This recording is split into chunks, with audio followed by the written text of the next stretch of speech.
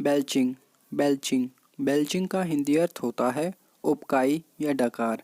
आइए दोस्तों, आज हम इस वर्ड को समझेंगे कुछ एग्जाम्पल के साथ। Become a pro at belching the alphabet, इसका हिंदी अर्थ होता है वर्णमाला को डकारने में माहिर बने। इसी तरह दूसरा एग्जाम्पल है हमारा माई बडी जस्ट वन बेल्चिंग कॉन्टेस्ट, इसका हिंदी अर्थ होता है मेरे दोस्त ने अभी अभी डकार प्रतियोगिता जीती है। इसी तरह तीसरा और आखिरी एग्जाम्पल है हमारा billows of smoke belching from the chimney, इसका हिंदी अर्थ होता है चिमनियों से निकल रहा धुआं। तो दोस्तों, उम्मीद करता हूँ इन एग्जाम्पल के माध्यम से बेल्चिंग का हिंदी अर्थ काफ़ी अच्छे समझ गए होंगे।